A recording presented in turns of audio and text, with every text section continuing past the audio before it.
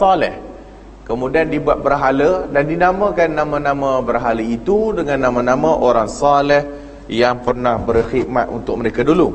Maka itu semua nama-nama berhala yang mereka menyembahnya selain daripada Allah Subhanahu wa ta'ala. Qala al-Bukhari, kata al-Imam al-Bukhari, haddatsana Ibrahim, haddatsana Hisham an Ibn Jurayj, wa qala Ata' an Ibn Abbas, صارت الأوثان التي كانت في قوم نوح في العرب بعد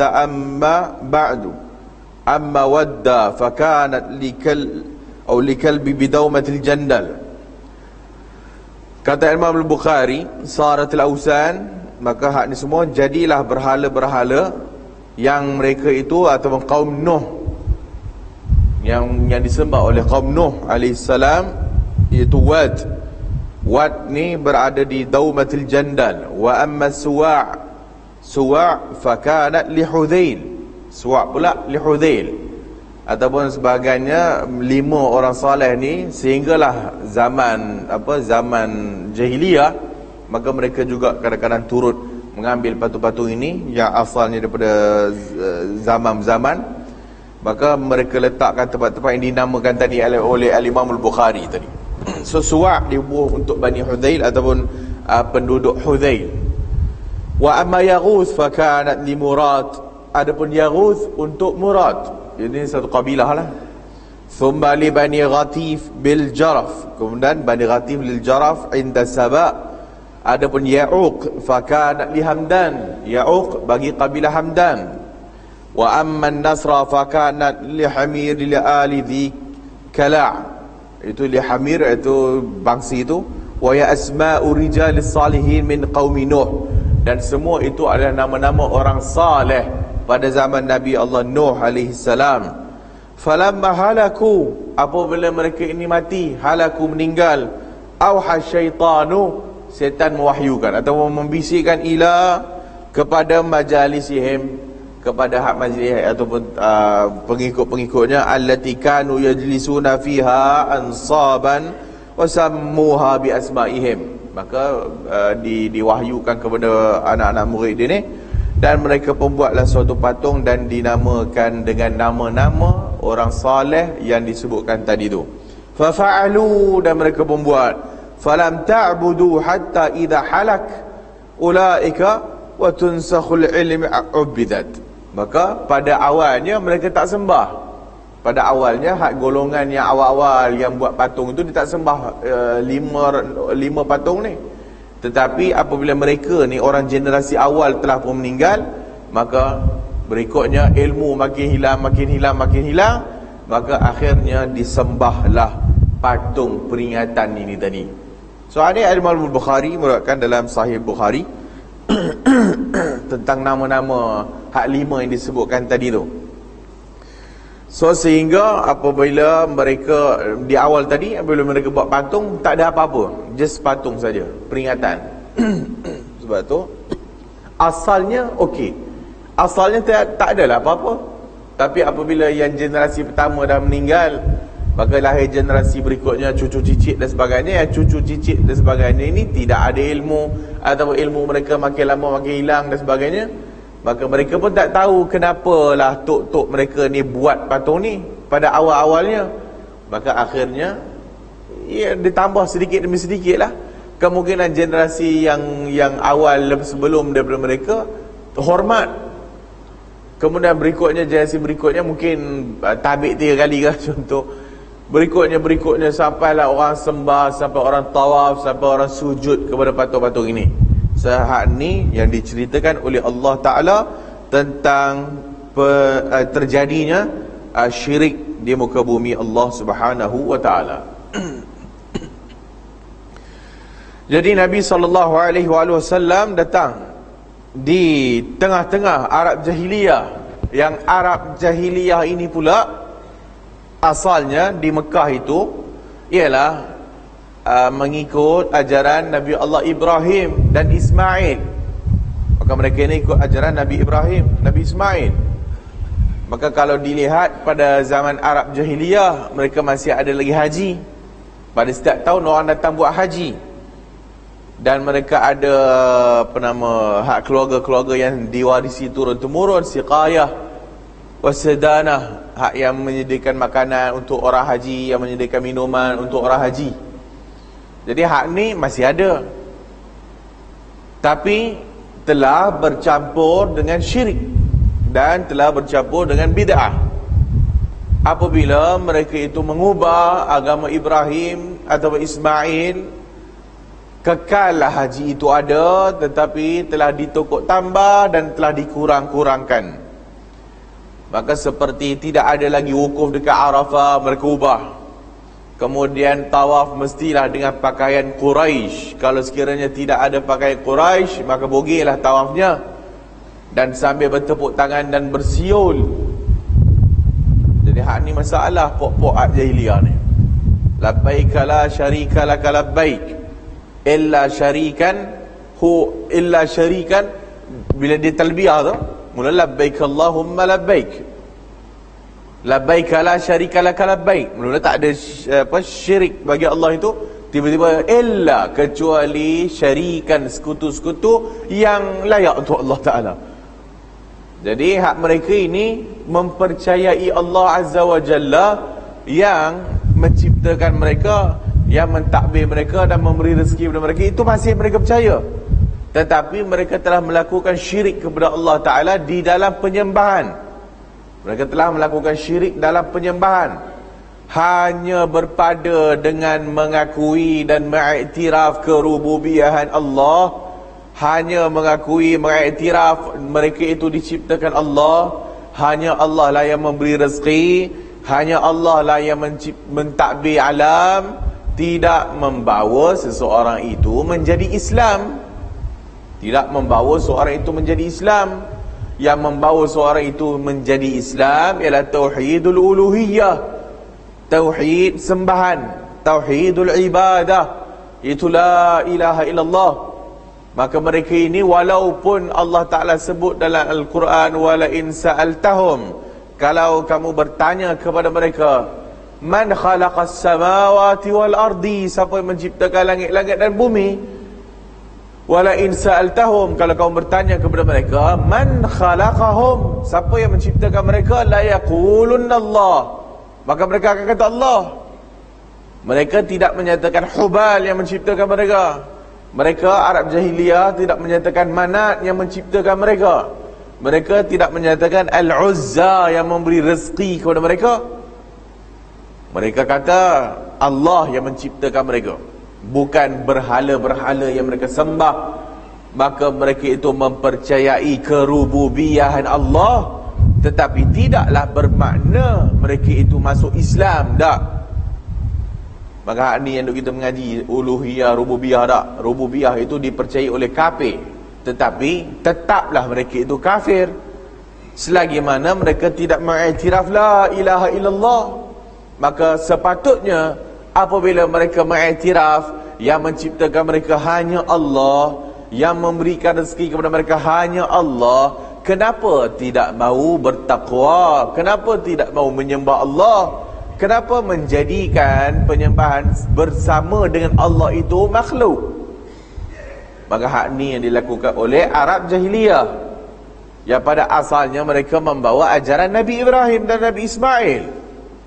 Tetapi Amr ibn Luhai, satu orang nama Amr ibn Luhai, yang Nabi sendiri mimpi bahawasanya dia di dalam neraka, orang pertama yang membawa berhala-berhala masuk Mekah, Amr ibn Luhai. Maka dialah orang pertama yang membawa syirik dengan penyembahan berhala ini. Dia bukan orang jahat, dia orang baik-baik, orang baik. Jadi bila orang baik bawa patung ini ke dalam Mekah, maka bila orang baik buat, maka orang nak ditiru, orang nak ikut.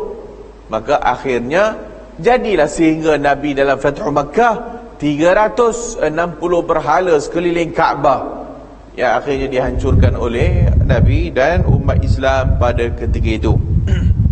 Jadi Arab Jahiliyah ni telah pun menyembah patung-patung ini. Di samping mereka konon-kononnya menyembah Allah Subhanahu wa ta'ala. Maka hak inilah yang menyebabkan orang jadi syirik kepada Allah Subhanahu wa taala di dalam uluhiyahnya, di dalam tauhidul ibadah, yang sepatutnya hanya ibadatnya kepada Allah, tapi telah pun dikongsi dan di-share hak Allah Ta'ala itu dengan makhluk. Maka itulah yang dinamakan syirik kepada Allah Subhanahu wa ta'ala. Dalam surah Az-Zumar ayat 3, ala lillahi ad-dinul khalis walladzina ittakhadhu ala lillahi ad-dinul khalis. Ketahuilah, lillah, bagi Allah Ta'ala itu ad-dinul khalis, agama yang khalis, agama yang ikhlas, agama yang murni. Walladzina ittakhadhu min dunihi, dan mereka-mereka yang menjadikan ataupun mengambil selain daripada Allah Ta'ala awliya, pelindung-pelindung, wali, awliya.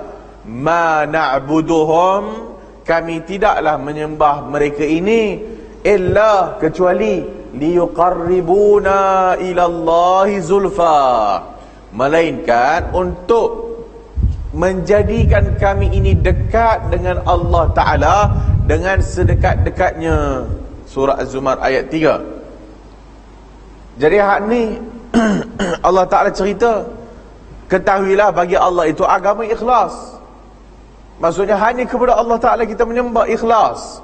Dan mereka-mereka yang mengambil selain Allah Ta'ala, mengambil selain daripada Allah Ta'ala awliya, wali-wali pelindung, maka mereka ini menyatakan ma na'buduhum, kami bukanlah menyembah patung-patung ni, tapi kami jadikan patung-patung ini supaya kami dekat dengan Allah dengan sedekat-dekatnya. Maka apabila mereka ini dipertikaikan, apabila mereka ini ditanya, kenapa kau sembah patung-patung? Bukan mereka tidak tahu patung itu tak boleh buat apa-apa. Seperti Ibrahim AS dengan kaumnya. Maka tanyalah yang besar yang pegang kapak tu, siapa yang menghancurkan berhala kecil? Kalau dia boleh bercakap lah. Masalahnya patung tu tak boleh bercakap, patung tak mampu buat apa-apa. Maka mereka pun tahu, Arab jahiliah pun tahu patung tak boleh buat apa-apa. Maka sebab itu mereka jawab, ma na'buduhum, kami tidaklah menyembah berhala ini illa liyuqarribuna ilallahi zulfa, melainkan kami jadikan patung-patung ini sebagai perantaraan saja untuk kita ni mendekatkan diri kepada Allah Subhanahu wa ta'ala, jadikan wasilah untuk mendekatkan diri kepada Allah. Maka ini yang Allah ceritakan tentang Arab jahiliyah, dan yang seumpama dengannya apabila mereka ini menyekutukan Allah di dalam uluhiyah, iaitu di dalam ibadahnya kepada Allah Subhanahu wa ta'ala. Dalam tafsir Ibn Katsir, ala lillahi dinul khalis, ketahuilah bahawasanya bagi Allah itu agama yang khalis, ay la yaqbalu minal amali illa ma akhlasahu fihi al-amilu lillahi wahdahu la syarikalah. Iaitu bermaksud la yaqbalu, tak diterima, minal amali, daripada amalan, illa, kecuali ma akhlasahu, melainkan ma akhlasa fihi al-amilu lillah, melainkan apa yang si amil, orang yang beramal untuk Allah itu ikhlas, hanya kepada Allah sahajalah, syarikalah, tidak ada syarikat baginya, tidak ada sekutu baginya. Itu maksud ala lillahi dinul khalis. Maka sebab itu bila kita kata syarat penerimaan ibadah kita ada dua. Yang pertamanya ikhlas. Ikhlas bermaksud tidak mensyirikkan Allah. Itu maksud ikhlas. Sebab itu dinamakan suratul ikhlas. Qul huwallahu ahad. Katakanlah Allah itu esa. Maka surah al-ikhlas, bila disebut perkataan ikhlas, la ilaha illallah, itu ikhlas. Bukan ikhlas macam orang faham yang biasa-biasa tu, buat ala seikhlas mungkinlah. Ya, itu antara masuk ikhlas. Tapi dikehendaki masuk ikhlas oleh Allah dan Rasul dalam Al-Quran dan hadis, bermaksud tidak mensyirikkan Allah. Maka ikhlas tidak mencampurkan ibadat ataupun penyembahan atau ibadat dengan suatu kezaliman. Maka kalau dia mencampurkan ibadatnya dengan makhluk ataupun dia kongsi hak Allah dengan makhluk, maka dia ini telah mengotorinya. Maka dia tidak ikhlas, dia tidak memurnikan ibadah kepada Allah Subhanahu wa ta'ala. Jadi syarat penerimaan ibadah pertama ikhlas, tidak mensyirikkan Allah, dan yang keduanya mesti mengikut cara Rasulullah sallallahu alaihi wasallam. Itulah ajaran ataupun kesimpulan ataupun guideline, suatu panduan daripada ucapan syahadah yang kita ucap, la ilaha illallah Muhammadun Rasulullah. Itu maksud dia. Tidak syirik dan tidak buat bid'ah. Tidak syirik dan tidak buat bid'ah. Wa qala Qatadah, kata Qatadah fi qawlihi illa lillahi ad-dinul khalis. Kata Qatadah pada firman Allah, ketahuilah illa lillah, bagi Allah itu ad-dinul khalis, agama yang ikhlas atau agama yang murni. Syahadatu an la ilaha illallah. Itu syahadah la ilaha illallah, tidak ada ilah yang berhak disembah melainkan hanya menyembah Allah. Thumma akhbara ta'ala, kemudian Allah menceritakan an ubadil asnam minal musyrikin. Allah cerita pula tentang penyembah-penyembah berhala-berhala di kalangan orang-orang musyrikin. Annahum yaqulun, mereka tu semua kata, ma na'buduhum ma na'buduhum illa liyuqarribuna ila Allahi zulfa. Ay innama yahmiluhum ala ibadatihim lahum annahum amidu ila asnam ittakhadhuha ala suwaran aw suwaril malaikatil muqarrabin fi za'mihim. Apabila innama yahmiluhum, mereka menjadikan ala ibadatihim, di atas penyembahan mereka itu kepada patung-patung itu tadi, annahum, yang mereka itu bergantung kepada berhala-berhala, mengambilnya seolah-olah mereka itu malaikat muqarrabin, malaikat yang dekat dengan Allah Ta'ala. Arab jahiliah ni, kalau kita sebut tentang puak-puak Kristian, mereka menjadikan Isa ibn Maryam sebagai sekutu bagi Allah, anak Tuhan. Maka syirik dalam masalah itu oleh Kristian. Puak-puak Yahudi menjadikan Uzair ibn Allah, Uzair itu anak Allah. Dan puak-puak Arab jahiliyah menyatakan bahawasanya al-malaikah, para malaikat itu banatullah, anak perempuan Allah. Lagi teruk lah anak perempuan. Yahudi dan Kristian anak lelaki lah, Nabi Isa, Uzair. Tapi mereka datang puak-puak jahiliyah ni, malaikat yang disembah itu dikatakan bahawasanya malaikat itu anak perempuan Allah, banatullah. Maka mereka menyembah patung ini seolah-olahnya mereka beriktikad ataupun bergantung kepadanya dan beriktikad bahawasanya hak ni macam malaikat-malaikat yang dekat dengan Allah lah. Fi za'mihim, pada dakwaan mereka. Liyashfa'u lahum indallah fi nasrihim, untuk supaya liyashfa'u lahum indallah, untuk supaya berhala-berhala ini nanti akan menolong mereka di sisi Allah. Berhala-berhala ini akan menolong mereka. Liyashfa'u, untuk memberi syafaat. Syafaat ni pertolongan. Untuk memberi syafaat kepada mereka di sisi Allah Subhanahu wa ta'ala. Wa yuqarribuna indahu, dan mendekatkan diri mereka kepada Allah manzilatan. Maka mendekatkan tempat kepada Allah Subhanahu wa ta'ala. Jadi hak ni yang dilakukan oleh Arab jahiliyah, dan itulah i'tiqad mereka terhadap berhala-berhala yang kita nyatakan tadi tu. Maka nak secara direct mereka kata mereka taklah sembah berhala tu, secara directnya nampak dak lah. Tapi apabila kamu beriktikad bahawasanya patung-patung itu sebagai wasilah, sebagai perantaraan untuk mendekatkan diri kepada Allah Ta'ala, at-taqarrubu, nak dekatkan diri kepada Allah Ta'ala, dan menyangka dengan i'tiqad, dengan kepercayaan bahawasanya mereka ini macam malaikat-malaikat yang disembah tadi tu, ataupun mereka ini adalah mungkin orang-orang saleh yang tujuannya untuk mereka itu mendapat manfaat dah. Jadi untuk mereka itu beri syafaat. Pada hari akhirat semua orang nakkan syafaat. Jadi antaranya patung-patung inilah. Maka patung-patung ini untuk mereka minta tolonglah, supaya mereka bolehlah memberikan pertolongan ketika mana mereka berada di sisi Allah Subhanahu wa ta'ala. Maka itulah yang dimaksudkan penyembahan kepada berhala-berhala, penyembahan kepada asnam. Maka bila disebut tentang asnam, ialah patung-patung ataupun suatu benda yang diukir. Itu maksud asnam, sanamun. Dan disebut alihah.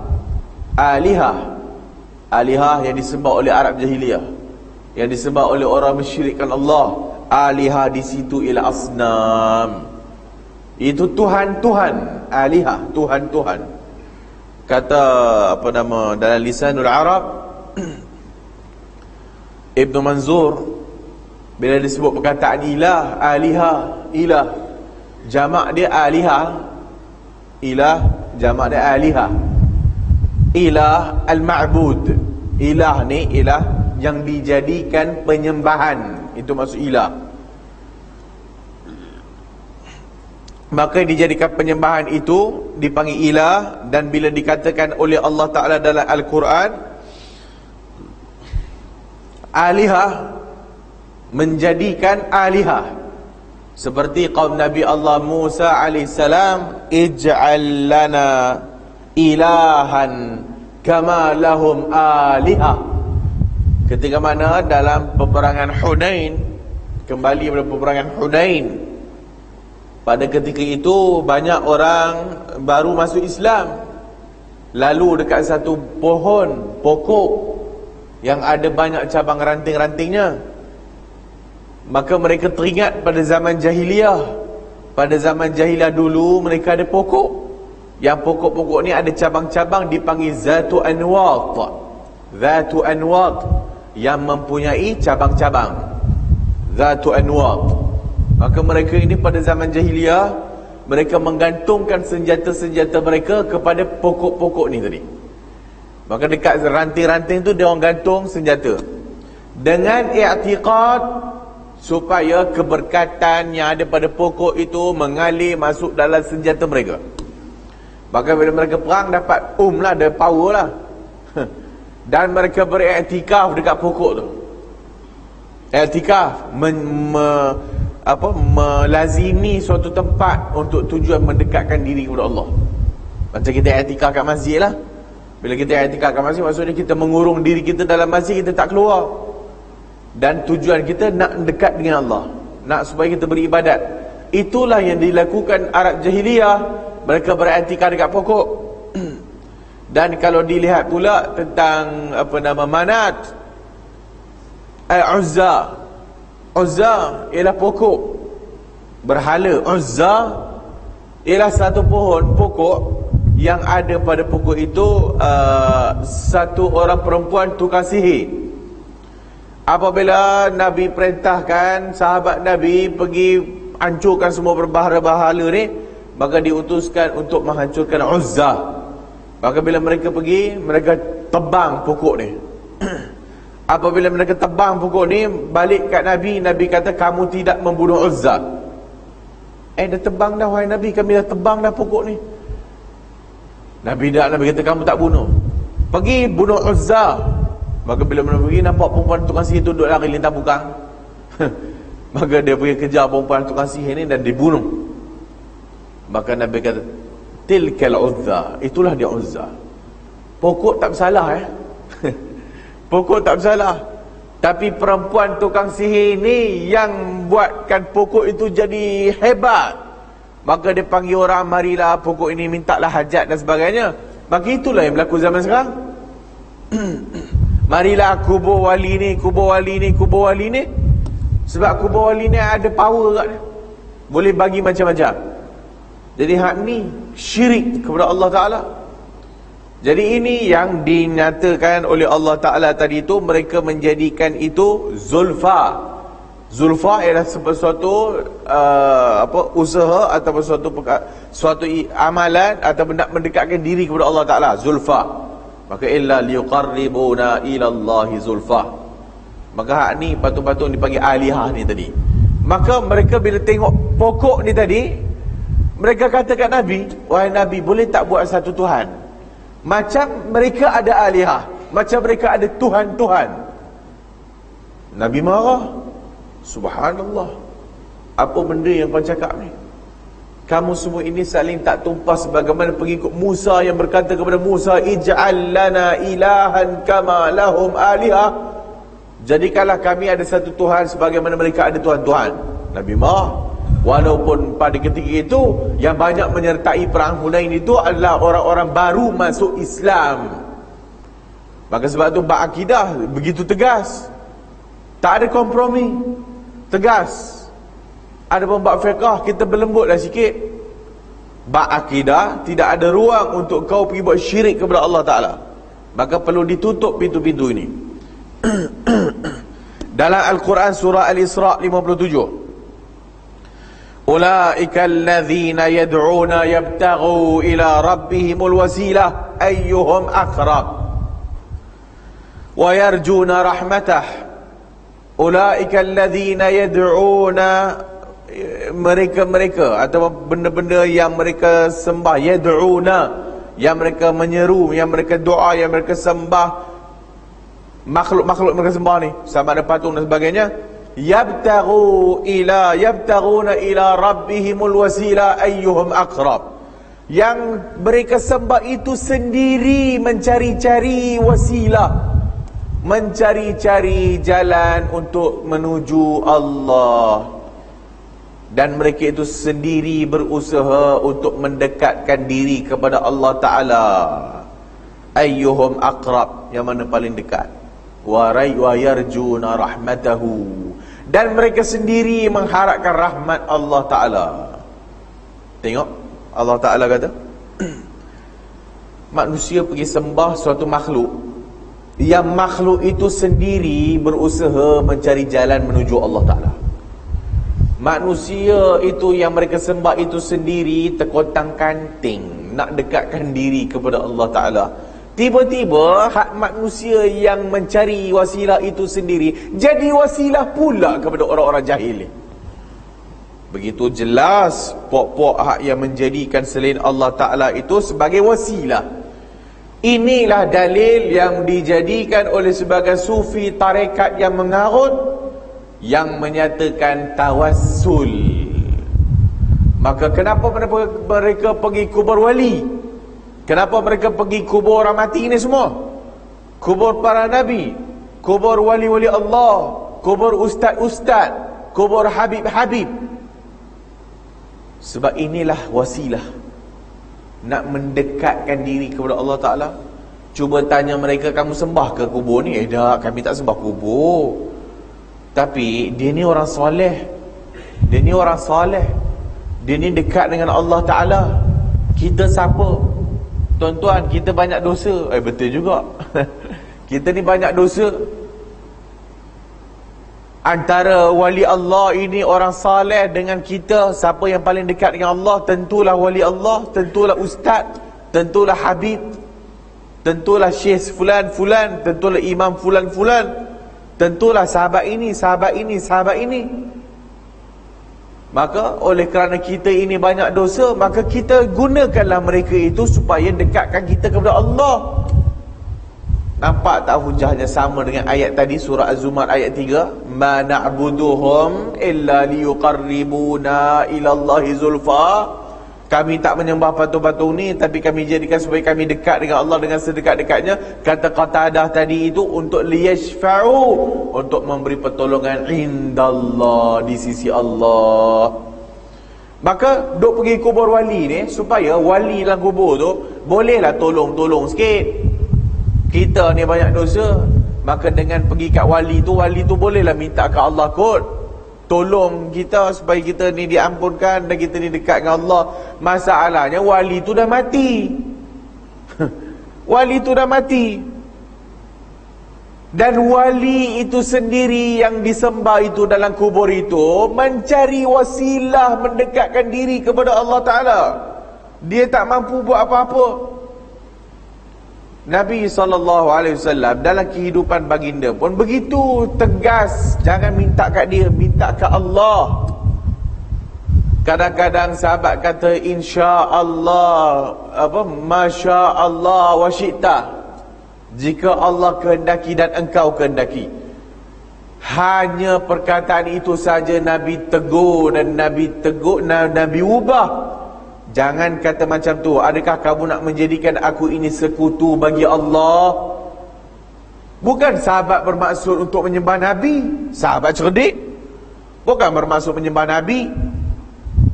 Mereka kata masya Allah syi'ta, jika Allah kehendaki dan Nabi kehendaki. Dari sudut zahir perkataan tu tak adalah apa dah. Jika Allah kehendaki dan Nabi. Tapi Nabi tak bagi. Kenapa kata dan? Kerana kalau dan, maksudnya Allah dan Nabi sama. Nabi tak bagi. Katalah, Nabi ajar. Katalah masya Allah thumma syi'ta. Jika Allah kehendaki, kemudian barulah kau kehendaki. Nabi ajar kepada sahabat. Nabi ajar untuk memurnikan akidah. Nabi ajar supaya bergantung hanya kepada Allah. Jangan minta tolongan Nabi. Nabi tak mampu buat apa. La taj'al qabri idan. Jangan jadikan kuburku sebagai tempat kamu duduk pergi. Minta ke Allah Ta'ala. Nabi ajar sahabat minta ke Allah. Apabila dalam perang Badar, Nabi ajar sahabat minta mengadu ke Allah. Dalam ayat Al-Quran punya banyak ayat-ayat suruh kita ini minta direct kepada Allah Ta'ala. Ud'u li astajib lakum. Mintalah kepada aku, akan ku perkenankan. Dan orang-orang yang tidak mau minta kepada Allah Ta'ala ini yastakbiruna an ibadati. Lelaki itu takabbur daripada beribadah kepadaku. Dalam hadis, mintalah kepada aku walaupun tali kasut putus. Jadi macam-macam diajar dalam agama kita ni supaya memurnikan tauhid. Tapi dengan ayat yang kita bacakan tadi, surah Al-Isra' 57 ini, mereka kata, nampak tak Allah suruh kita cari wasilah? Nampak tak Allah suruh kita cari di tawasul? Allah suruh kita tawasul? Allah suruh kita tawasul. Sedangkan makna wasilah itu tidak ada dalam mana-mana tafsir ulama yang dimaksudkan wasilah itu ialah tawasul yang mereka maksudkan. Mereka ini menafsirkan ayat dengan nafsu, menafsirkan ayat dengan tidak berdasarkan wahyu Allah Subhanahu wa taala. Dalam tafsir Ibnu Katsir, yabtaghi al-mad'uuna arbaban ila rabbihimul qurba waz-zulfa li'annahum ahalla imani bih wal musyrikuuna billah ya'budunahum min dunillah. Yabtaghi al-mad'uuna arbaban, orang yang nak minta, nak berdoa ni, nak memohon ini, mencari Tuhan, arbaban ila rabbihim, ataupun mencari suatu wasilah, arbab supaya arbab ila rabbihim, untuk menuju kepada Tuhan mereka, al-qurbah wa zulfah, suatu amalan mendekatkan diri, qurbah wa zulfah. Li'annahum ahalla iman nabi wal musyrikun, dan orang-orang musyrikun yang orang-orang mensyirikkan Allah, ya'budunahum min dunillah, ya'budunahum, menyembah mereka ini min dunillah, selain Allah Ta'ala. Ayyuhum aqrab, ayyuhum bisalih amalihi wa ijtihadihi fi ibadatihi aqrabu inda zulfati. Dan maksud ayyuhum aqrab, al-mad'un, orang-orang yang diseru itu mencari jalan tadi tu, orang-orang yang diseru itu menyembah Allah Ta'ala supaya dekatlah, ataupun mencari jalan untuk mendekatkan diri kepada Allah Ta'ala. Adapun yang musyrikun, mereka menyembah ni, yang syirik ini tadi. Dan dimaksudkan ayyuhum aqrab, yang mana paling dekat, ayyuhum aqrab. Ayyuhum aqrab kata dalam tafsir, ayyuhum bisalihi amalih, Mana-mana ayyuhum yang dengan amalan salih mereka, bi'amalin salihin, bisalihi amali wa ijtihadihi, dan usaha-usaha mereka di dalam beribadah untuk lebih dekat kepada Allah Subhanahu wa taala. Jadi maksud al-wasilah dekat situ ialah amalan soleh. Orang-orang yang disembah ini selain Allah Ta'ala ini tadi, yabtaghuna ilaihi rabbihimul wasilah, ila rabbihimul wasilah, mencari ataupun berusaha beramal soleh untuk mendekatkan diri kepada Allah Ta'ala. Itu maksud dia. Tiba-tiba puak-puak sufi tarekat yang mengarut ini menyatakan al-wasilah itu tawassul. Jadi wasilah itu amalan soleh. Dalam hadis, man adali waliyan faqad adzantuhu bil harb. Dalam hadis, siapa yang memerangi wali Allah akan diiklan perang. Siapa ni wali Allah? Orang-orang yang mendekatkan diri kepada Allah Ta'ala dengan amalan fardu. Dan senantiasalah seorang hamba, itulah hadis kursi, seorang hamba itu mendekatkan diri kepada aku dengan amalan nawafil, dengan amalan sunat, hatta uhibbahu, sampai aku cinta kepada mereka. Maka wali Allah ni siapa? Wali Allah ni yang mendekatkan diri kepada Allah dengan amalan fardu, dan mendekatkan diri kepada Allah Ta'ala dengan amalan nafilah sunat. Itu maksud wasilah. Maka kalau kita ini nak dekat dengan Allah Ta'ala, amalan fardu dipelihara dan dijaga, amalan nafilah memperbanyakkan amalan sunat. Maka inilah wali Allah yang diceritakan dalam hadis Qudsi, hadis yang ke-38 dalam hadis Al-Arba'in Nawawiyah, hadis 40 Imam Nawawi, hadis yang ke-38. Maka Allah Ta'ala menceritakan dalam hadis kursi ini tentang wali Allah. Maka wali Allah itu dipelihara oleh Allah. Jangan perang dengan wali Allah, kerana kalau kita perang dengan wali Allah, Allah elah perang kita. Wali Allah ni siapa? Orang yang Allah kasih, orang yang Allah lindung. Ini wali Allah. Maka diceritakan pula yang tadi tu, seorang hamba yang senantiasa yang memelihara perkara yang difardukan kepadanya, dan senantiasa melazimi amalan sunat, sehingga aku mencintainya. Fa idza ahbabtuhu, bila aku cinta kepadanya, pandangannya yang dilihat dengannya aku bersamanya, penglihatan dia aku bersama, pendengaran aku bersama dengannya, tangan dia aku bersama dengannya, kakinya bersama dengannya. Allah bersama dengan wali Allah. Bila mereka minta ke Allah, mustajab. Bila mereka minta ke Allah, mustajab. Bila mereka minta lindung, Allah lindungi mereka ini. Maka hadis ini cukup bagi kita untuk menerangkan bahawasanya cara mendekatkan diri kepada Allah yang dipanggil tawassul ataupun wasilah itu ialah amalan fardu dan sunat. Bukan pergi ke kubur wali, bukan pergi ke kubur Habib-Habib. Masalah kita zaman sekarang, tauhid masyarakat lemah sangat. Masyarakat kita lemah dalam akidah. Semalam kita sebut dekat masjid satu lagi tu, tentang zaman sekarang orang tak mementingkan akidah, sehingga para duat, sehingga yang berdakwah, pendakwah sendiri tak mementingkan tauhid akidah. Pendakwah sendiri pun kadang-kadang ada yang tak faham akidah. Berapa ramai yang menyeru kepada syirikan Allah dengan pakai serban dan jubah. Berapa ramai yang menyesatkan kita dengan berjubah dan berserban. Ramai juga.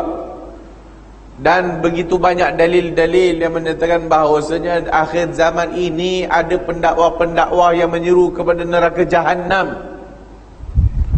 Maka hak ni yang dihadapi oleh kita pada zaman-zaman ini.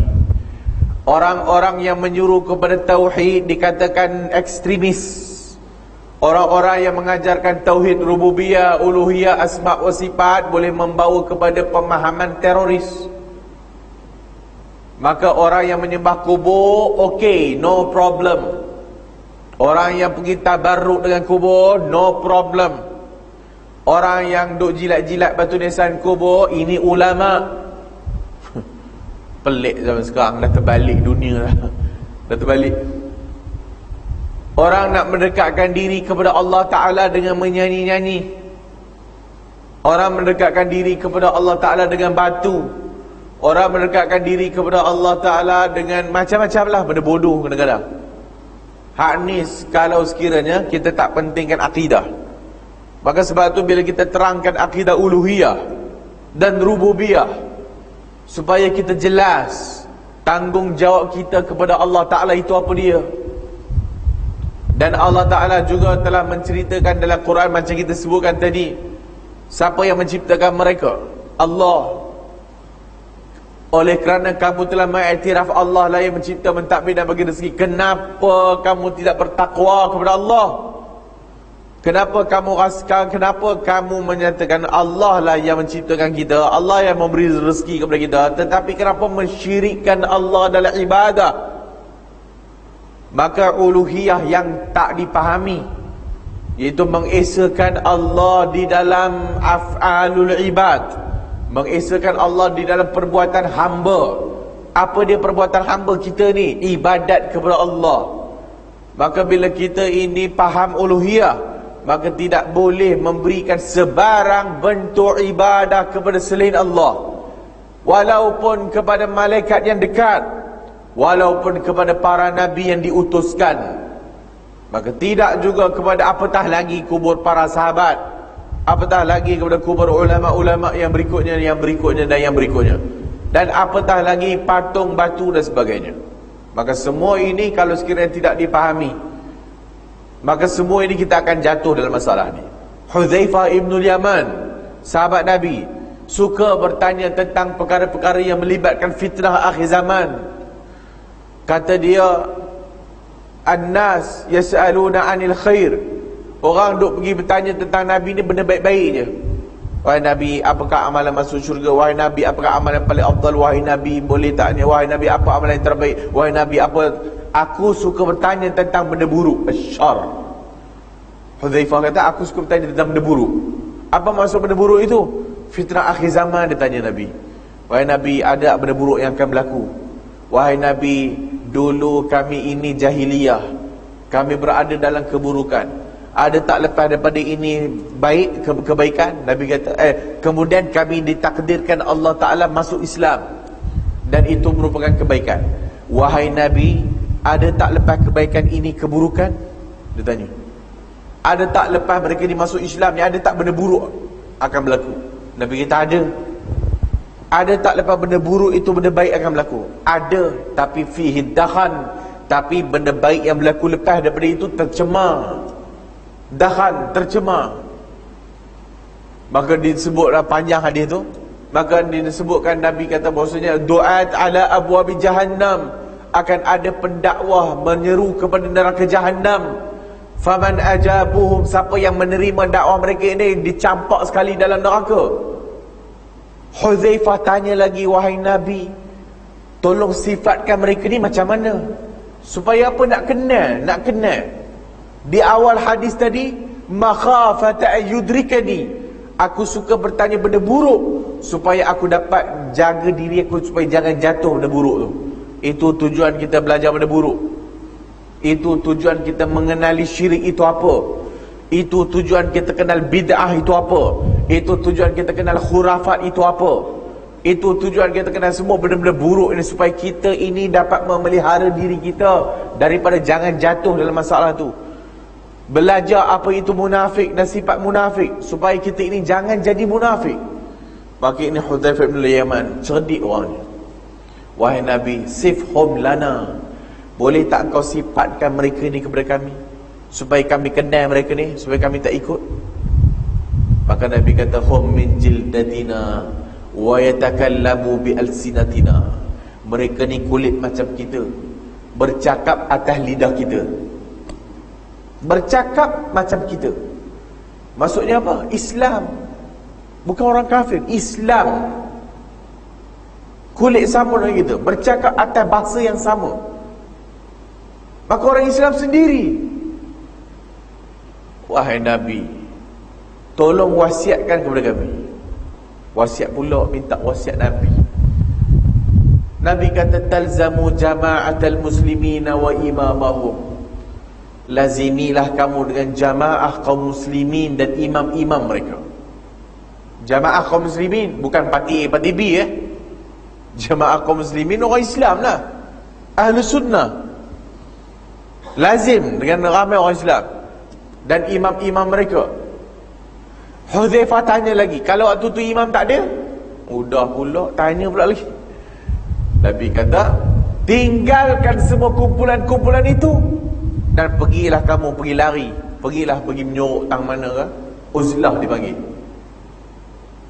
Jangan kamu masuk dalam fitnah tu, pergi lari, jauhkan diri daripada fitnah, sehinggalah kamu mati kalau terpaksa dengan keadaan makan akar kayu, gigit akar kayu, biar kau mati dalam keadaan itu. Maka hak ni Nabi ingatkan kepada kita akhir zaman. Maka hak ni lah yang kita sering ucapkan, sering kita menyatakan bahawasanya tentang masalah syirik ni. Maka hak ni perlu kita belajar. Kita kena belajar tauhid dan kita kena belajar syirik itu apa, supaya bila kita belajar tauhid dan kita kenal syirik, maka kita dapat mentauhidkan Allah dalam keadaan yang begitu jelas. Nabi tinggalkan kepada kita agama kita ini atas keadaan yang begitu terang sekali. Nabi kata, taraktukum ala mahajjatil bayda, aku tinggalkan kepada kamu ini agama yang jelas, putih. Lailuha kanahariha, malamnya macam siangnya. Maksudnya kalau malam pun macam siang, maksudnya nampak jelas. Agama kita ni dah nampak jelas dah. Lailuha kanahariha, la yadhighu anha illa halik, tidak ada orang yang suka menyeleweng daripadanya melainkan dia binasa. Maka hak ni akhir zaman umat berpecah kepada 73. Kulluhum finnar, semua dalam neraka, illa wahidah, melainkan satu. Siapa dia wahai Nabi? Ma ana alaihi al-yawma wa ashabi, apa yang aku dan para sahabat aku berada di atasnya. Maka inilah jalan salafus salih, inilah jalan agama kita yang jelas lagi bersuluh. Tetapi kalau sekiranya kita ini tak ada ilmu, maka jalan kita akan menjadi gelap gelita. Sebab itu, man salaka tariqan yaltamisu fihi ilman, sahalallahu lahu bihi tariqan ilal jannah. Siapa yang keluar untuk mencari ilmu, man salaka tariqan, siapa yang melalui suatu jalan dengan tujuan mencari ilmu, sahalallahu lahu, Allah akan mudahkan baginya, bihi, dengan ilmu itu, tariqan ilal jannah, jalan menuju syurga. Nampak tu? So kalau kita tak jelas antara tauhid dan syirik, kita bela dan kita tidak akan jumpa jalan yang betul menuju syurga. Maka sebab itu belajarlah Al-Quran dan Sunnah. Belajarlah supaya amalan harian kita bertepatan dengan akidah kita. Semalam kita sebut tentang akidah. Apa yang dimaksudkan dengan akidah? Akidah ialah benda yang dipercayai dan diyakini oleh seorang insan dalam jiwanya, dan diterjemahkan dengan lisannya, dan diterjemahkan dengan jawarih, anggota badan luaran. Itu akidah. Dan akidah ialah satu ikatan, satu ikatan yang kukuh dan kemas. Itu akidah. Maka akidah yang kita mahu, yang lebih spesifik, ialah tauhid kepada Allah Subhanahu wa ta'ala. Itu mengesakan Allah dalam perkara yang mesti diesakan Allah kepadanya. Dan tauhid inilah asas agama kita Islam. Tauhid inilah yang dibawa oleh Nabi SAW. Dan tauhid inilah yang membina seluruh amalan kita. Tauhid inilah yang membina seluruh amalan kita. Maka amalan kita sejak bangkit daripada tidur sampai tidur balik mesti dengan tauhid kepada Allah Ta'ala. Maka apa maksud dia? Maksudnya Al-Quran, Sunnah. Itu maksud dia, tauhid. Maka bila kita kata tauhid, tolong ingat, la ilaha illallah Muhammadun Rasulullah. Itu tauhid. Maka bila kita la ilaha illallah, maka lawan kepada tauhid syirik. Kena ingat. Dan bila kita kata Muhammadun Rasulullah, tidak ada yang kita ikut dengan sebenar-benarnya, melainkan hanya mengikut Nabi kita. Maka lawan kepada sunnah bid'ah. Ini tauhid yang kita nak. Yang inilah yang membina amalan kita. Maka kalau kita bela dalam masalah ini, amalan kita pun kita tak tahu mana datang. Sebab kita tak tahu tauhid, kita tak tahu akidah kita. Maka buat sajalah. Kau buat ni kenapa? Entahlah, dah ustaz buat, aku buat le. Buta. Yang ustaz buat, kita buat. Yalah, memanglah, of course lah, kita tak mampu nak mencari dalil, betul. Tapi ustaz yang kita nak ikut itu, kita belajar daripadanya dalil. Kita belajar daripadanya dalil. Maka bila kita ustaz bagi tahu kita, ustaz akan sebut dengan dalil-dalilnya. Dan ustaz akan terangkan, inilah yang dibawa oleh Nabi. Bila dikatakan inilah dibawa oleh Nabi, bukan bermakna kita tak ikut ulama'. Ulama' lah ikut Nabi. Maka kalau kita ikut Nabi, kita ikut ulama' lah maksudnya. Ulama' ikhlas lah, bukan ulama' yang sembah kubur, bukan ulama' yang menyesatkan kita. Maka ulama' suatu makhluk Allah yang Allah cipta untuk mengganti Nabi-Nya. Maka bila mengganti Nabi-Nya, mestilah ulama' itu membawa Al-Quran dan Sunnah. Maka kalau ulama' menyeru kepada syirik, itu tidak ulama' namanya. Kalau ulama' menyeru kepada main jilat-jilat batu nisan, itu bukan ulama'. Ulama' mengajarkan kita kepada ilmu yang benar. Maka inilah dia tauhid yang membina jami'il amal, yang membina semua amalan kita. Maka amalan kita sejak pagi tidur sampai tidur balik, adakah kita pasti ianya daripada Nabi dan Nabi ajar? Maka hak ni lah yang dipanggil tauhid, yang kadang-kadang kita ni semua tak faham. Masyarakat kita tak faham. Jadi bila kita kata tauhid, tahu apa benda dia faham sifat 20. Itu je lah. Tauhid sifat 20, tauhid sifat 20. Sebab tu mari kita ngaji tauhid sifat 20. Allah malah. Sebab digambarkan tauhid itu suatu benda yang susah. Digambarkan tauhid itu suatu benda yang keras, tasyaddud, ekstrim. Siapa ngaji tauhid, balik-balik kupu, kape. Bukan kita kape korang. Bila kita belajar tauhid, maksudnya kita menjelaskan apakah perkara yang membatalkan akidah. Banyak masjid kita sebut kat Perlis.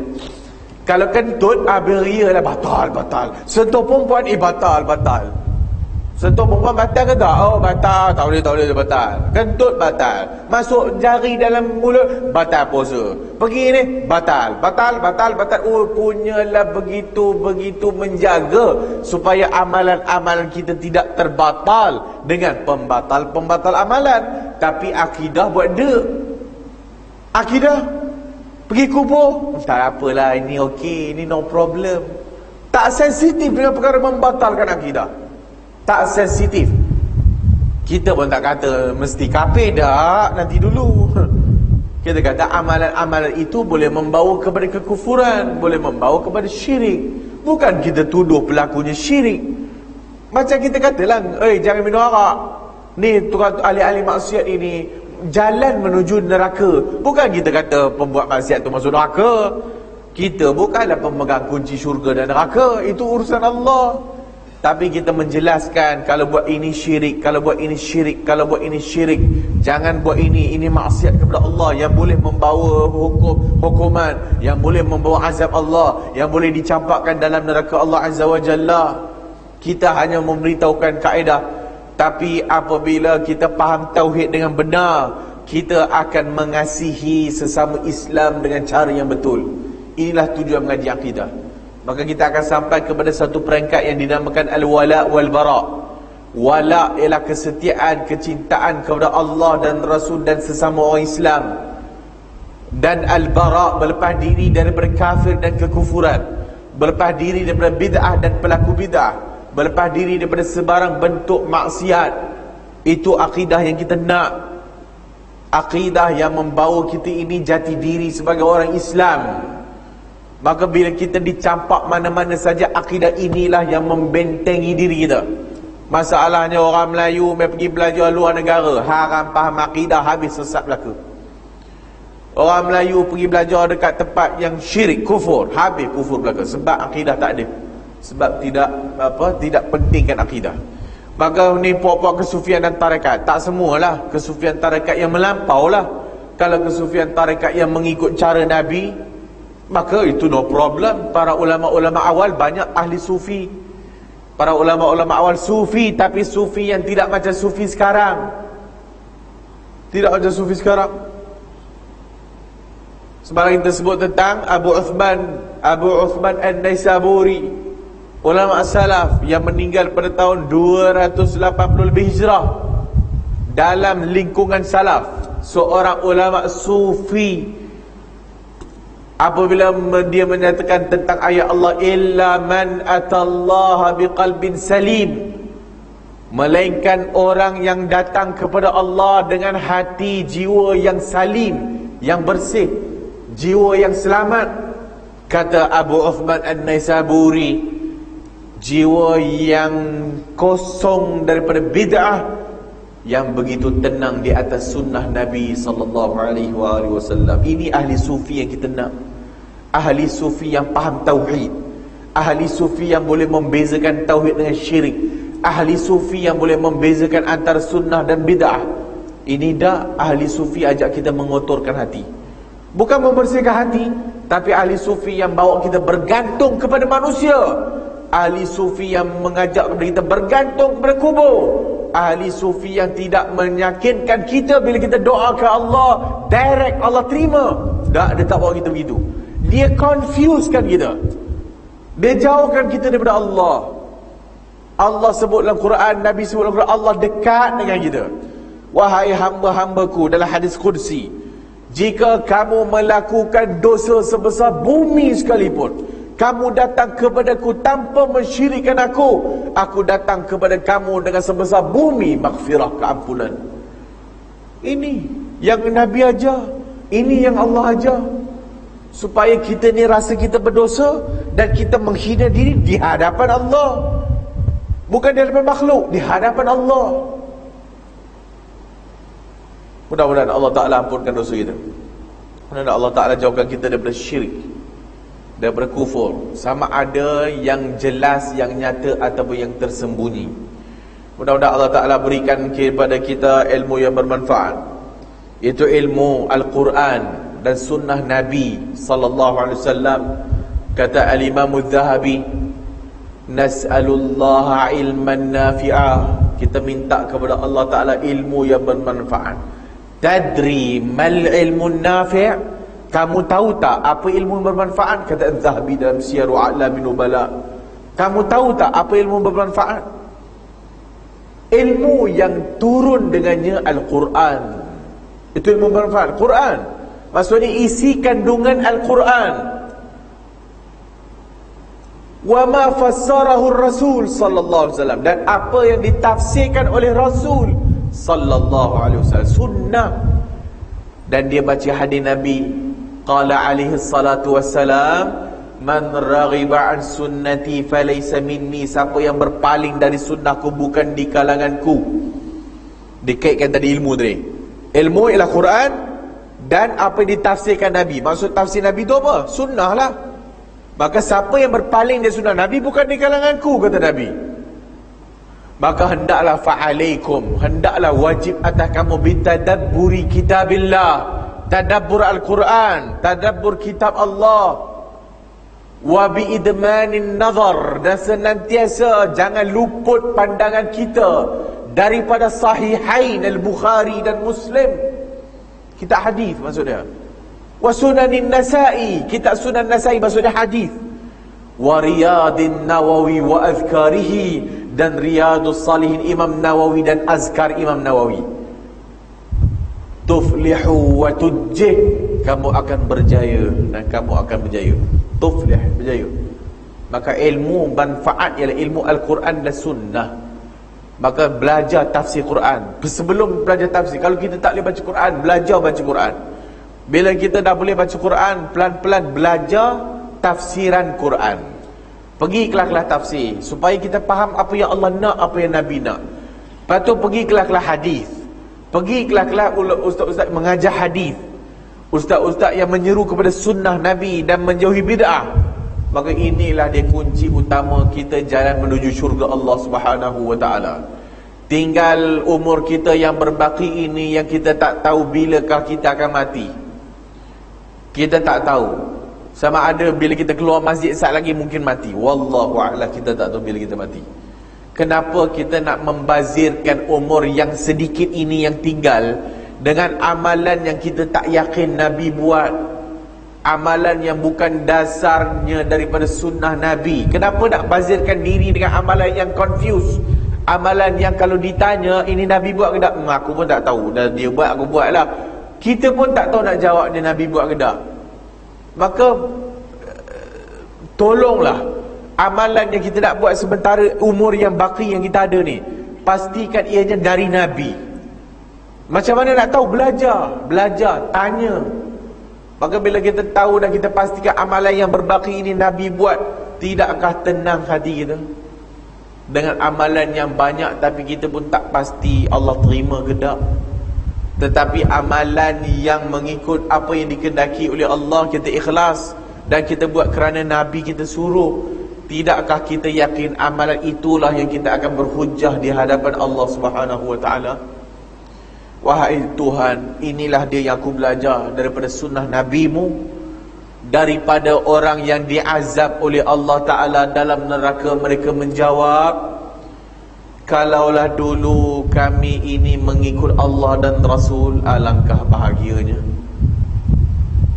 Wahai Tuhan, dulu kami mengikut orang besar kami, sadatana wa kubara'ana, dan mereka lah yang menyesatkan kami daripada jalan Engkau. Wahai Tuhan, wahai Tuhan, boleh tak Engkau berikan kepada mereka 2 kali ganda azab dan laknatlah mereka dengan laknat yang besar.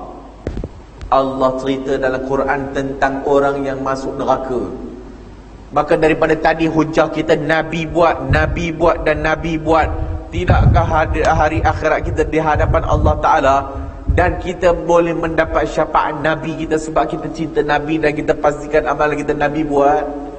Dengan yang dibakar dalam neraka tadi itu, mereka dah lah dibakar, dah diazab, mereka menyesal. Wahai Tuhan, Allah, kalau kita ni kat dunia kita ikut Allah dan Rasul, tak jadi kita macam ni. Kalau kita dulu nasma' wa naqil, kalau kita dulu dengar dan kita fikir, kita tak jadi ashabus sa'ir, kita tak jadi ahli neraka. Wahai Tuhan, dulu kami dekat dunia kami ikut ustaz ni lah. Wahai Tuhan, dulu kami kat dunia kami ikut pemimpin ni lah. Mereka inilah menyesatkan kami daripada jalan Kau. Wahai Tuhan, wahai Tuhan, okey, kami dibakar sekarang ni, boleh tak bagi mereka 2 kali ganda dia? Oleh kerana pengikut yang diazab juga, yang menyebabkan mereka sesat ialah ni orang besar-besar ni, maka mereka sendiri minta ke Allah bagi 2 kali ganda azab, sebab mereka lah punca mereka sesat. Wal'anhum la'nan kabira, ya Tuhan, laknat mereka dengan laknat yang besar. Takutlah kepada hak yang ustaz-ustaz ni, ataupun orang-orang yang menjadi pengikut, ada pengikut ni, takutlah kepada Allah Ta'ala. Sampaikanlah kepada masyarakat benda yang pasti dari Allah dan Rasul. Dekatkan masyarakat dengan Quran dan Sunnah. Dekatkan masyarakat dengan Allah dan Rasul. Maka kalau sekiranya kita tak buat demikian, ni pendakwah sendiri yang bercakap ni, dan pemimpin-pemimpinnya ada orang ikut, hendaklah ingat ayat Allah tadi tu. Mudah-mudahan Allah Ta'ala ampunkan dosa kita, mudah-mudahan Allah Ta'ala berikan kita ilmu yang bermanfaat tadi tu, dan ampunkan dan beri hidayah kepada masyarakat kita semua, supaya semua kita dapat masuk syurga Allah Subhanahu wa taala. Dan mudah-mudahan kehidupan kita ni akan lebih bahagia dan akan lebih tenang dengan Quran dan sunnah Nabi sallallahu alaihi wasallam, dengan cara yang difahami oleh para sahabat Nabi radhiyallahu anhum ajma'in. Wallahu a'lamu bis-shawab. Ada apa nak tanya?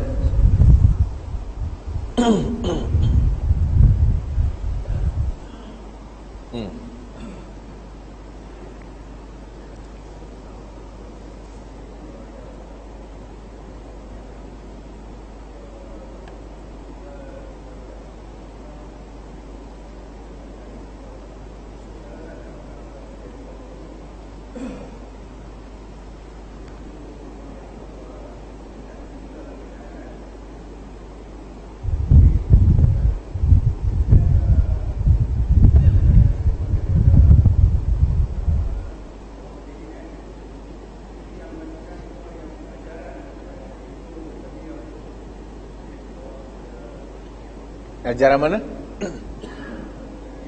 uluhiyah rububiyah. Ah.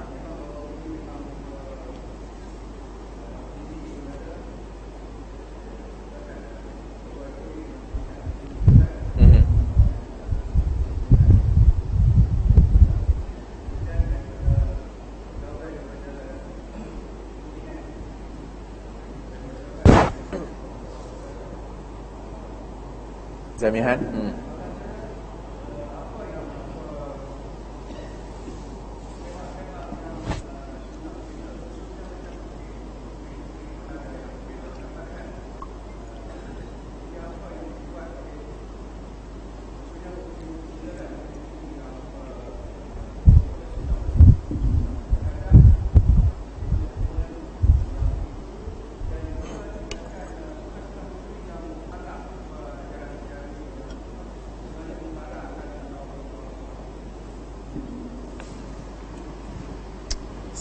Dua tiga minggu ni duk sibuk tentang masalah tauhid tiga tu.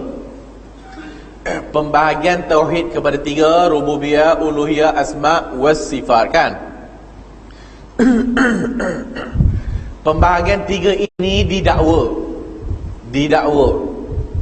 Mempelajari pembahagian tauhid tiga ini akan membawa kepada fahaman teroris, akan membawa kepada ekstremis agama. Itulah yang berlaku orang duk pergi ISIS dan sebagainya itu, kerana mereka belajar tauhid tiga. Statement yang tak bertanggungjawab daripada orang yang tak bertanggungjawab. Hak orang yang dimaksudkan itu, ya semua kita kenal agaknya. Tak ada masalah untuk kita sebutkan, kerana hak ni, orang-orang macam ni membawa kepada pemahaman yang salah, iaitu zamihan pegawai KDN. Tak ada masalah disebut zamihan Makzin. Individu itu sendiri pun diragui akidahnya. Individu yang dimaksudkan itu pun diragui akidahnya. Kenapa? Kerana Mamat itu belajar di Jordan, dan bila dia belajar di Jordan, dia mengaji dengan satu orang yang berfahaman Syiah, iaitu Hasan Saqqaf. Dan dia itu, pegawai KDN itu, menterjemahkan buku Hasan Saqqaf dalam bahasa Melayu. Pegawai yang masuk TV itu, dan yang pergi sekarang buat roadshow tentang pembahagian tauhid tiga itu sesat dan boleh membawa kepada teroris. Dan diajar dan diterangkan kepada polis-polis, dan diterangkan kepada askar-askar, tentera-tentera, daripada Mamat yang belajar dengan Syiah ni tadi. Hasan Saqqaf, satu orang Mamat yang dikenakan tahanan oleh kerajaan Jordan kerana dituduh tali barut Iran, Syiah, di Jordan. Dia tak boleh ceramah mana-mana, dia tak boleh. Dan buku-bukunya terutamanya yang dia kata sahih syarah akidah tahawiyah. Akidah tahawiyah tu ahli sunnah, tapi dia syarah mengutuk sahabat Rasulullah, mengutuk sahabat Rasul, tidak mengiktiraf kekhalifahan Abu Bakar dan Umar. Apabila ahli sunnah wal jamaah dalam buku Al-Ibanah, Al-Imam Abul Hasan Al-Asy'ari menyatakan naiknya Abu Bakar menjadi khalifah dengan ijma', dia kata tidak ijma', tidak ada ijma'. Apabila Abul Hasan Al-Asy'ari menyebutkan kelebihan Abu Bakar dan Umar, disebut oleh Nabi dalam Quran, disebut oleh Allah dan Rasul dalam Quran dan Sunnah, dia kata tak, bahkan Ali lebih banyak disebut dan dipuji oleh Nabi. Ini Hasan Saqqaf. Dan lebih teruk lagi, kita duk ajar dekat Perlis ni terutamanya, dan di luar-luar, akidah ahli sunnah wal jamaah tidak boleh memerangi pemerintah dengan mengangkat senjata. Tak boleh, haram. Kita dah cakap lama dah, tak boleh memerangi pemerintah dengan senjata. Hasan Saqqaf, guru kepada Zamihan yang duk kata teroris sekarang ni, menyatakan pandangan itu salah. Pandangan yang tak boleh mengangkat senjata lawan pemerintah salah. Maksudnya boleh angkat senjata melawan pemerintah. La ilaha illallah. Tiba-tiba dia tuduh orang yang ahli sunnah ini teroris. Dia tuduh pembahagian Tauhid 3 teroris. Siapa yang mengingkari pembahagian Tauhid 3? Hasan Saqaf. Dan ada buku khas. Bahkan Hasan Saqaf menyatakan Trinity. Macam Kristian kata dia. Kristian, Tuhan Bapa, Jesus, Holy Spirit. Tiga-tiga individu yang berlainan, zat yang berlainan. Tapi bila kita kata rububiyah itu tentang keesaan Allah dalam amalan, dalam af'alullah, perbuatan Allah. Uluhiyah, kita mengesakan Allah dengan ibadat. Asma' wa sifat, mengesakan Allah dengan nama dan sifat Allah. Dia kata teroris pula. Ini Hasan Saqaf, Jordan. Dan telah banyak ulama ahli sunnah buat kitab mengkritik Hasan Saqaf. Tiba-tiba mamat yang bekerja dalam KDN ini, yang sekarang buat tour dengan polis. Polis tak salah. Mungkin polis dapat maklumat silap. Polis tak salah. Hak yang salah tu KDN tu. Hak orang KDN tu. Hak Mamat Zamihan daripada gua tu, Al-Ghar, Gua Musang. Hak ni lah yang belajar dengan Mamat Syiah tadi tu. Maka balik Malaysia menyebarkan fahaman Hasan Saqaf dalam YouTube. Dalam satu majlis, dia mengkritik syarahan-syarahan kepada akidah Tahawiyah, dan dia mempromosi akidah Tahawiyah yang disyarahkan oleh Hasan Saqaf. Satu orang yang belajar dengan Syiah kepala otaknya, tiba-tiba menjadi presiden Aswaja. Pelik tak? Menjadi presiden konon-kononnya ahli sunnah wal jamaah. Pelik ni. Duk ngaji dengan Tok Guru Syiah boleh jadi presiden Aswaja. Dan tuan-tuan sendiri kena faham Syiah itu apa dia. Dengan taqiyahnya, bohongnya kepada kita. Depan kita dia bohong, belakang kita dia keluar daripada Syiahnya. Zamihan dalam bukunya, sebelum dia terbitkan Salafiyah Wahabiyah, dia kata tidak semua sahabat boleh jadi ikutan. Dia kata tidak semua sahabat boleh jadi. Itu ni Mamat Melayu ni yang sekarang orang kita sekarang ni duk cakap Syiah, dan dia itu konon-kononnya buat roadshow melawan Syiah, tetapi dalam ceramah Syiahnya tak ada Syiah yang disebut. Tak ada Syiah yang disebut. Yang disebut Wahabi. Dan Wahabi pun tak wujud mana tau. Wahabi. Dan ketahuilah yang dituduh tu perleh lah. Antaranya yang dituduh perleh lah. Perleh dah mengajar dah pengajaran Tauhid 3 ni berzaman-zaman dah. Tauhid 3, rububiyah, uluhiyah, asma' wa sifat, dah lama dah perleh aja. Ada tak perleh buat teroris? Ada tak berlakunya ancaman teroris di perleh? Bahkan hidup aman seronok duk perleh. Aman. Tak ada apa kekacauan. Kekacauan berlaku di luar perlis. Kes-kes yang agak ganas sikit, yang lawan pemerintah, di luar perlis, tidak ada dalam perlis. Jadi hak ni takkan orang perlis sesat belaka sebab ngaji sifat tiga rububiyah, uluhiyah, asma' wa sifat. Menunjukkan apa? Menunjukkan agenda jahat mereka. Yang tafsiran 3 ini dituduhnya Ibn Taymiyah yang merekanya, sedangkan yang telah pun menyebutkan dan mengisyaratkan tauhid rububiyah dan uluhiyah Al-Imam Ibn Jarir At-Tabari. Al-Imam Ibn Jarir At-Tabari dalam zaman salaf 200 hijrah, 300 hijrah. Al-Imam Ibn Jarir At-Tabari dalam tafsirnya tentang masalah-masalah uluhiyah, maka dia sebut tentang ubudiyah dan juga rububiyah, ataupun uluhiyah dan rububiyah. Imam Ibn Jarir At-Tabari, bukan Ibn Taymiyah yang mulakan dulu. Ibn Taymiyah 728 hijrah. Ibn Taymiyah, kalau Allah Ta'ala tak takdirkan dia tak ada atas muka bumi ni pun, Tauhid 3 ada dalam kitab-kitab ahli sunnah wal jamaah. Berikutnya Ibn Battah Al-Akbari 320 hijrah, 330 hijrah. Ibn Battah Al-Akbari menyatakan dalam kitabnya dengan jelas, setiap mukmin kena beriman kepada Allah dalam 3 perkara. Dalam rububiyahnya, wahdaniyahnya, uluhiyahnya, dan asma' wa sifat. Al-Imamul Baihaqi dalam kitabnya, Imam Baihaqi 400 hijrah lebih. Sebelum itu Imam Ibn Mandah 300 lebih hijrah.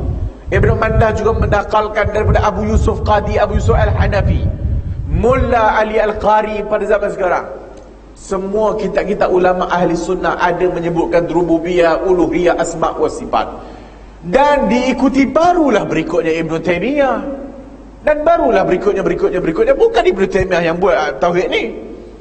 Maka kenapa dia kata tauhid 3 menyebabkan teroris? Kenapa? Satu, dia kata bila kita kata rububiyah Allah, kan kita kata tadi orang kafir pun iktiraf. Maka dia kata kita kata orang kafir itu Islam. Nampak tak bodoh tu? Dah letak nak ngaji, faham pun salah, ataupun memahamkan masyarakat cara salah. Bukan dia tak faham, tapi dia nak bagi tahu kat masyarakat yang salah. Dia kata geng-geng sunnah ini yang menyuruh kepada sunnah ini adalah yang mengislamkan orang kafir. Maksudnya yang mengatakan orang kafir itu jadi Islam. Sebab kita kata rububiyah. Kita kata dalam pengajian kita tauhid 3, rububiyah itu dipercayai oleh kafir itu. Tetapi rububiyah tidak menjadikan seorang itu Islam. Kenapa? Sebab uluhiyah tak ada. Maka dia orang kata lagi ni, Muhammad Zamihah dia kata lagi, uluhiyah menyebabkan kita mengkafirkan orang Islam, dia kata. Maka rububiyah kita mengislamkan orang kafir, maksudnya kita kata orang kafir itu Islam, dan uluhiyah kita kata orang Islam mengkafirkan orang Islam. Sebab kita cakap bab syirik, kita cakap bab kufur dan sebagainya. Kalau macam tu tak payah ngaji akidah lah, tak payah masuk Islam kalau macam tu. Kalau tak nak terangkan, kalau kamu pergi menyembah ini, jadi kafir. Kalau kamu pergi bomoh, kan Nabi dah sebut, percaya kalam bomoh, percaya dan mengakui kalam bomoh, kan kufur. Pergi jumpa tukang tilik, kan kufur. Pergi percaya tukang sihir itu mampu memberikan segala-galanya, kan kufur. Pakai tangkal, percaya tangkal memberikan segala-galanya, kan kufur. Tidakkah itu diajarkan dalam negara kita bertahun-tahun lamanya? Tidak ada jadi teroris pun. Bahkan tauhid 3 diajar di sekolah rendah dan diajar dalam KBSM, kurikulum bersepadu sekolah menengah. Satu Malaysia belajar. Tuan Guru Haji Abdul Hadi Awang, Presiden PAS, dalam buku akidahnya menisyaratkan rububiyah, uluhiyah, asma' wa sifat. Maka tak kira UMNO ke PAS ke, semua mengiktiraf pengajian sifat rububiyah, uluhiyah, asma' wa sifat. Tidak ada berlaku teroris pun. Tak ada berlaku teroris. Maka ini jahat ni. Inilah dia, tolong faham. Puak-puak Syiah yang sekarang berkembang di Malaysia, teruk dekat Perlis pun dah ada kan? Dekat Perlis pun dah ada Syiah ni. Ketahuilah, puak-puak Syiah paling benci kepada Wahabi. Dalam erti kata mereka lah. Mereka kata kita Wahabi. Bahkan sebenarnya Syiah bukan kata ni saja, semua ahli sunnah adalah Wahabi. Itu Syiah. Semua ahli sunnah adalah Wahabi. Dan apa maksud Wahabi? Di sisi Syiah ialah Nasibi, puak-puak yang membenci Ahlul Bait. Nampak tu permainan dia. Puak-puak yang membenci ahli keluarga Nabi, Wahabi. Itulah dia mainan Syiah international dan dalam Malaysia. Tinggal lagi Syiah pada zaman sekarang masih belum kuat dalam Malaysia. Maka mereka menyeru kepada kita kesatuan kan? Marilah kita bersatu. Tunggulah kalau mereka itu dapat kuasa. Tunggulah kalau mereka itu ada lebih sikit, ada kekuatan. Kita bimbang negara kita juga jadi macam Syria. Negara kita juga jadi macam Iraq. Negara kita juga jadi macam Yaman sekarang ni. Semua itu sebab Syiah belaka. Syekhul Islam Ibn Taimiyah yang mereka benci sangat itu adalah dibenci sangat oleh Syiah sebenarnya. Kenapa Syiah membenci sangat Ibn Taimiyah? Kerana Ibn Taimiyah lah yang membongkarkan daripada A sampai Z keduk mereka. Ibn Taimiyah lah yang membogilkan mereka dalam Minhajus Sunnah An-Nabawiyah. Sebab itu tokoh yang paling dibenci oleh Syiah Ibn Taimiyah. Berikutnya Muhammad bin Abdul Wahab kan? Muhammad bin Abdul Wahab. Kita pun tak kenal lah Muhammad Abdul Wahab ni. Kita pun kadang-kadang tak baca pun buku Muhammad Abdul Wahab. Muhammad Abdul Wahab pun bawa tauhid 3. Maka Syiah, oleh kerana dari Ibn Taimiyah tu paling dibenci, Muhammad bin Abdul Wahab juga lawan kepada Syiah juga. Maka Sunni yang dikatakan Wahabi lawan Syiah. Ketahuilah, tidak ada geng-geng yang dikatakan yang duk benci Wahabi itu melawan Syiah. Tak ada. Bahkan orang yang kuat melawan Syiah, orang yang dituduh Wahabi. Orang yang kuat melawan Syiah adalah orang yang dituduh Wahabi. Itu hakikatnya. Itulah hakikat dunia Dan sekarang kita ini berada dalam zaman yang Syiah sekarang sedang menapak dan naik ini. Syiah sekarang. Sebab itu ISIS ni satu lagi ISIS. Kita tak pernah kata ISIS betul, dah tak pernah. Bahkan tidak ada fatwa ulama Saudi, bahkan tak ada fatwa ulama-ulama dunia yang memfatwakan boleh join ISIS, tak ada. Bahkan fatwa mereka semua kata ISIS bawa fahaman Khawarij. Dan Khawarij ni dah lama dah kita cakap. Bila kita kata Syiah, lawan dia Khawarij. Syiah ni paling jahil sekali, paling teruk sekali, paling buat hadis palsu, paling bohong orang, Syiah. Yang paling baik ni Khawarij. Baik dia, Khawarij ni baik.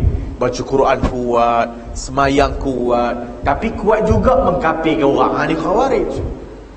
Bila kita belajar sunnah, kita tak sedang mengkafirkan orang. Dan tidak ada pengajaran Tauhid 3. Ustaz-ustaz kita yang sunnah tak ada mengajar mengkafirkan orang, tak ada. Maka dah bertahun-tahun benda ni berjalan dalam negara kita. Kenapa 2-3 bulan, 2-3 tahun ini nak sibuk kata ia ada pembahagian yang bid'ah? Pembahagian tak pernah ada pada zaman Nabi. Sifat 20 ada ke pada zaman Nabi? Sifat 20 ada? Lagi tak ada. Abu Hasan Syari pun tak sampai 20. Tak sampai 20. Hak ni Hasan Saqaf di Jordan mengaku dia mazhab Asy'ari, tetapi sebenarnya tidak.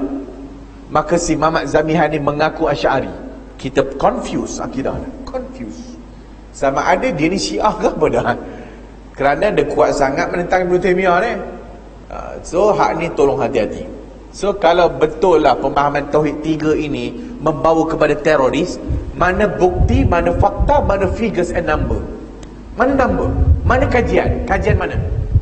Ada kajian? Semua yang terlibat teroris tak ada kena-mengena dengan geng-geng hak yang di label Wahabi atau Sunni, Sunnah. Tak ada. Tuan-tuan tolong faham, di Indonesia semua yang merekrut IS sekarang ni ataupun yang merekrut ni yang duk teroris-teroris ni, semua rekrutnya di Indonesia. Malaysia tak ada. Indonesia. Yang Malaysia-Malaysia ni dibawa ke Indonesia. Dan ketahuilah, dekat Indonesia tempat diajar teroris-teroris ni di pondok-pondok tradisional. Di pondok-pondok tradisional. Dan di Indonesia pondok mereka itu dinamakan Pesantren Salafiyah Asy-Syafi'iyah. Perkataan Salafiyah dekat pondok pesantren Indonesia, tolong jangan faham Wahabi dah. Mereka adalah tradisionalis macam kita punya pondok. Tradisional anti-Wahabi ataupun anti kepada Salafi. Anti. Mereka nama Salafi itu maksudnya Syafi'iyah, itu maksudnya. Maka di pondok-pondok tradisional itulah yang diajar teroris-teroris. Tidak ada di pondok-pondok yang dinamakan Salafi Wahabi ajar teroris, tak ada. Itu kajian dan dibuktikan.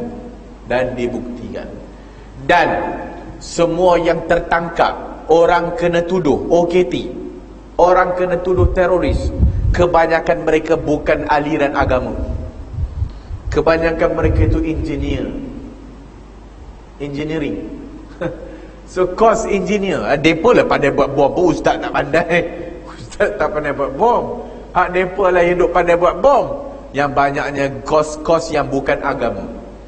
Adalah satu orang dan sebagainya, rupa-rupa ni pondok juga. Hak ni tolong faham. Dan yang hanya bercakap tentang teroris mazhab Tauhid 3 ni Zamihan seorang ni. Dengan and the gang lah. And the gang. Jadi ini masalah. Hak ni masalah. So mereka tidak boleh mampu memberikan fakta. Mereka tak mampu memberikan numbers. Tak ada. Tidak ada numbers yang menyebabkan mereka-mereka ini konon-kononnya belajar Tauhid 3. Bahkan kalau ditanya kepada mereka ini, kamu kenal tak Tauhid? Tahu Tauhid 3? Uluhiyah, tolong beritahu. Mana dia tahu? Mana dia tahu? Rububiyah dia tak tahu. Uluhiyah tak tahu. Yang dok mengaji uluhiyah rububiyah pun blur lagi. Kan? Sifat 20 pun dia tak tahu. Serius, sifat 20 pun dia tak tahu. Tapi kenapa orang jadi teroris? Sebab hamasah, sebab nakkan jihad lah. Dengan salah faham, ilmu tak ada. Sebab tu satu orang menteri baru ni cakap bagus. Seorang jadi teroris bukan disebabkan doktrin agama, dah. Seorang jadi teroris disebabkan lemahnya pemahaman agama. Lemah pemahaman agama. Salafi yang dikatakan duk Wahabi ni senantiasa ingatkan kepada umat. Senantiasa ingatkan kepada umat, jihad tidak boleh dibuat melainkan mesti dengan arahan pemimpin ataupun fatwa ulama. Itu konsisten kita kata. Jihad tak boleh melainkan dengan arahan pemimpin ataupun fatwa ulama kibar. Masalahnya kalau pemimpin tak bagi, tidak ada fatwa, itu tidak nama jihad. Bahkan kita senantiasa ajarkan masyarakat kita, kalau jihad main pergi sembelih orang Islam, itu tak jihad, itu jahat. Pengebom berani mati, telah lama kita cakap, tidak Islam. Itu bukan cari Islam. Dan kalau dibenarkan pun dengan fatwa ulama, hanya di Palestin saja. Itu pun tidak di tempat-tempat yang awam-awam ni. Ini tolong faham. Hak ni lama dah. Tetapi masalah kita, polis kadang mendapat maklumat daripada mamat yang tak betul. Polis mendapat maklumat daripada orang yang tak betul. So kenapa tak ditanya kepada JAKIM? JAKIM ada panel akidah dia. Kenapa tak tanya? Mufti-mufti, hak mufti pun kita tak tahulah. Kok ada mufti? Ada juga mufti yang tak setuju dengan pembahagian Tauhid 3. Tapi tak ada hujah pun. Tak ada hujah. Diikut-ikut saja. Ikut-ikut saja. So ini masyarakat kita zaman sekarang. So kalaulah rasa tak faham Tauhid 3 tu, main datang polis kita ajar. Kalaulah kau rasa Tauhid 3 tu menyebabkan teroris, meh belajar Tauhid 3 di Perlis, baru kau takkan jadi teroris. Belajar Tauhid 3 di Perlis, kita akan ajar dengan cara betul, pemahaman yang betul. Masalah kau mengaji pun tak mau. Bila mengaji pun tak mau, faham cara salah. Dan ketahuilah yang terakhir, ini terakhir.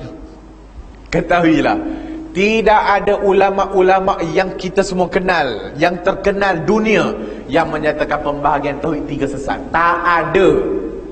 Tidak ada ulama-ulama terkenal dunia yang menjadi rujukan dunia, yang menjadi kitab-kitab mereka menjadi rujukan fatwa.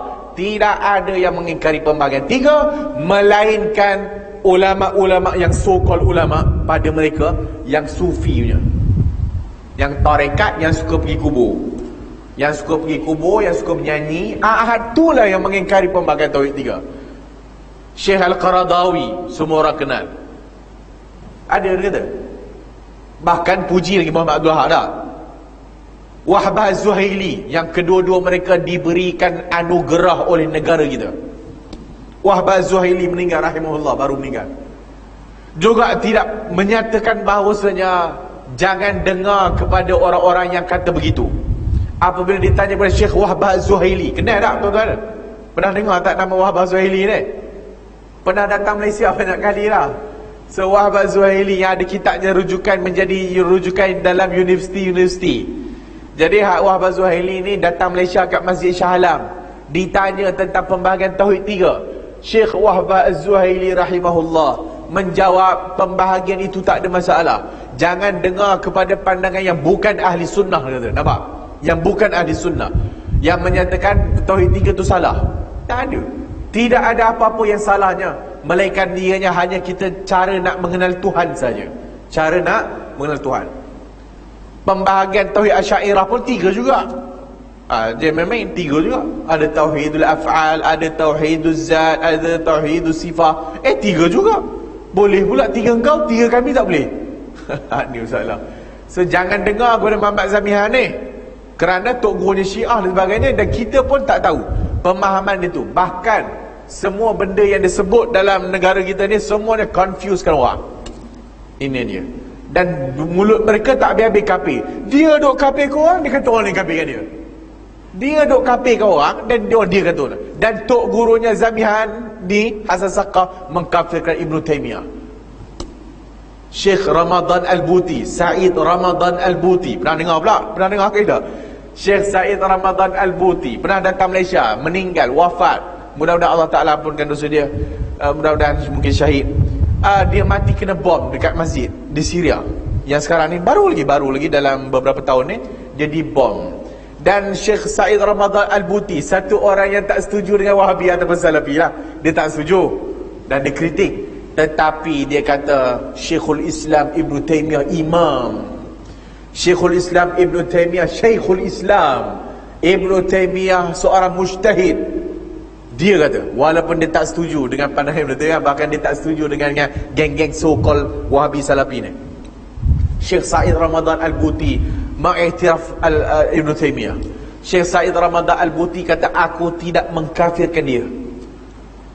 Hasan Saqaf dalam satu rancangan mustaqillah, itu rancangan debat Hasan Saqaf si Syiah ni dengan satu orang ulama Sunni, Adnan Ar'ur, dalam rancangan Al-Mustaqillah, dengan di hadapan kamera, ana a'lamu min Ibn Taymiyah 20 marrah, aku lebih alim dari Ibn Taymiyah 20 kali lebih. Ni Hasan Saqaf ni. Dan dia mengkafirkan Ibn Taymiyah. Syekh Said Ramadan Al-Buti di telefon. Rancangan tu telefon Syekh Said Ramadan Al-Buti, kerana Hasan Saqaf ni mengaji dengan Al-Buti juga. Hasan Saqaf ni dia pergi Syria, dia mengaji juga 2-3 kitab dengan Al-Buti.